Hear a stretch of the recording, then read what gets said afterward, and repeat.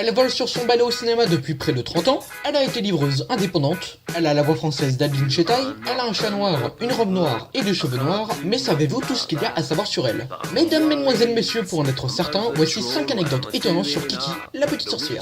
Numéro 1, le film est adapté d'un livre. Souvenez-vous, on est en 1985 et au Japon sort le livre Majono Takyubin. Le projet d'adaptation est venu dans la tête d'Hayao Miyazaki alors qu'il travaillait au même moment sur un autre futur film culte, Mon voisin Totoro. Il décide de confier le projet à deux débutants, Sunao Katabushi qui avait travaillé sur la série Sherlock Holmes en tant que réalisateur et Nobuyuki Ishiki en tant que scénariste, tout en gardant le rôle de producteur. Déçu par la première version du scénario, il décide de s'impliquer dans l'écriture du film jusqu'à en devenir le principal réalisateur et le principal scénariste alors que Sunao Katabushi devenait son assistant. Le scénario sera finalisé le 8 juillet 1988 et Hayao Miyazaki décide de s'attaquer au storyboard et à la réalisation.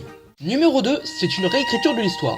D'un point de vue historique, le film se serait déroulé dans une version alternative de l'Europe des années 50, où les deux guerres mondiales n'auraient jamais eu lieu. L'Europe aura d'ailleurs énormément inspiré Hayao Miyazaki, qui situe la ville de Gorico entre la Méditerranée et la mer Baltique, et qu'il se serait inspiré des villes de Stockholm, Visby, Lisbonne, Paris, Milan et même San Francisco.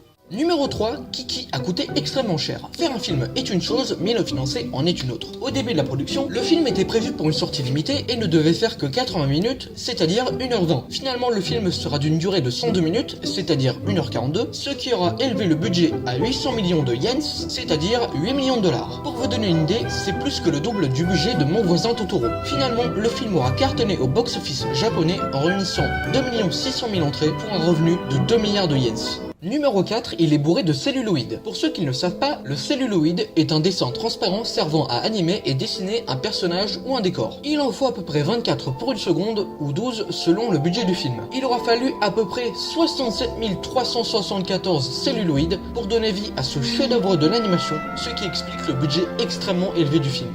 Numéro 5, les fans ont permis un meilleur doublage anglophone. Suite aux réclamations excessives et aux demandes des fans, Disney, le distributeur international du studio Ghibli, aura accepté de ressortir le film sous format Blu-ray et DVD en 2010 avec un doublage et des dialogues plus fidèles à la version originale. Et puisqu'on est dans le sujet, sachez que ce ne sont pas les seules améliorations. Disney aura fait quelques modifications par rapport à la version VHS de 1998. Si vous savez les espèces de grosses cassettes là qu'on poussait dans les magnétoscopes, tous les éléments ajoutés pour la version américaine auront été supprimé et le film aura retrouvé ses chansons de début et de fin originales. Et voilà, tout est dit. Ah non, j'aurais juste oublié de vous dire qu'en version japonaise, Kiki et Ursula avaient la même comédienne de doublage, que le doublage anglophone de 1998 n'était pas le premier réalisé, et que le nom de la boulangerie d'Osono était un jeu de mots entre les traductions japonaises de pierre, feuille, ciseaux et de boulangerie.